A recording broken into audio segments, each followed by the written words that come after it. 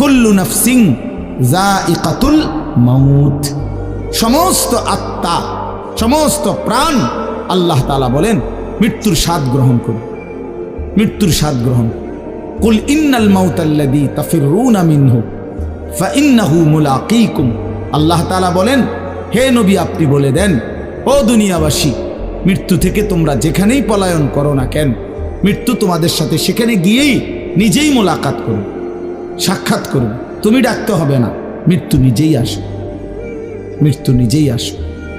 আইনামা তাকুনু ইউদরিকুমুল মাউতু ওয়ালাউ কুনতুম ফি বুরুজিম মুশাইয়াদা, আল্লাহ বলে তুমি যদি এমন একটা বিল্ডিং বানাও, ঘর বানাও, যে ঘরটা অনেক উঁচা, যে ঘরটার উপর দিয়া কেউ ভিতরে ঢুকতে পারবে না, যে ঘরটার মধ্যে একটা ছিদ্র নাই, একদম আটকানো, তো এরকম একটা ছিদ্রবিহীন সুউচ্চ ঘরও যদি তুমি বানিয়ে তার ভেতরেও তুমি আশ্রয় নাও, তো ইউদরিকুমুল মাউতু, মৃত্যু তোমার সেখানেই পৌঁছবে, তোমার সেখানেই পৌঁছবে। প্রিয় ভাই আমার, বন্ধু আমার, নওজোয়ান সাথীরা আমার, মৃত্যু এক অনিবার্য বাস্তবতা, চিরন্তন বাস্তবতা, এটা গ্রহণ করতেই হবে।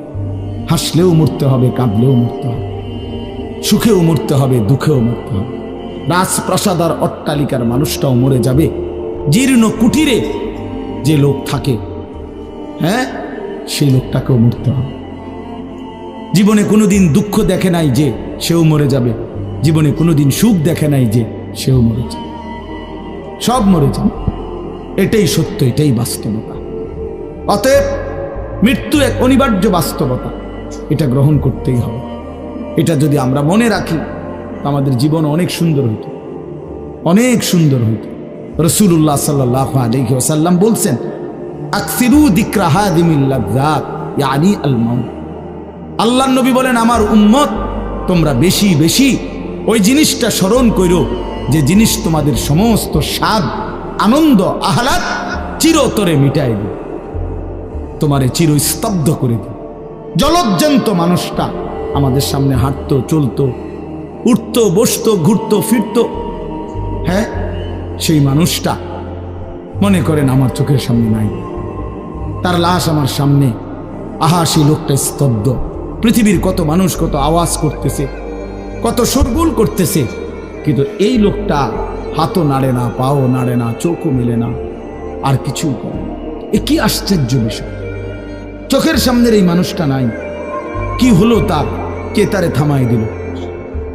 কে তারে স্তব্ধ করে? এ তো আমার মতো ঘুরতো, ফিরতো, হাঁটতো। আহ, আমার আব্বারে আমি কত দেখছি, একদিন আমার আব্বা চলে গেল। আমার দাদারে আমি কত দেখছি, আমার দাদা একদিন চলে গেল। আমার জ্যাঠারে আমি দেখে আসছি, দোয়া করে আসছি, ফুঁ দিয়ে আসছি। এক সপ্তাহ পরে জ্যাঠা ইন্তেকাল করলেন, আবার এক সপ্তাহ পরে আমি গিয়া জ্যাঠার জানাজা পড়াইছি। এই তো বাস্তবতা। যুবক ভাই তুমিও মনে রাখো, বয়স্ক বাবা আপনিও মনে রাখেন। হাসান বসরি রহমতুল্লাহ আলাই একজন বড় বুজুর্গ ছিলেন।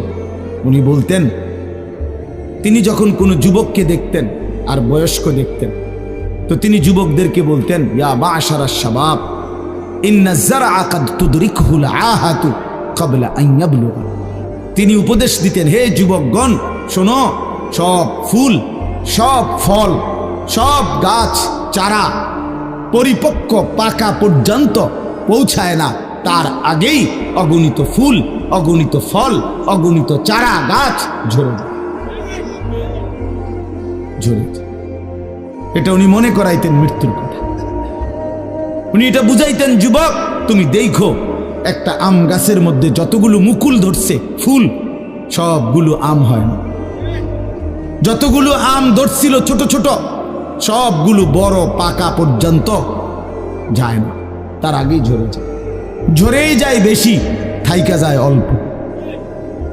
তার মানে যুবক, কিশোর, তরুণ এই বয়সেই মৃত্যু হয় বেশি, বৃদ্ধ পর্যন্ত পৌঁছে কম।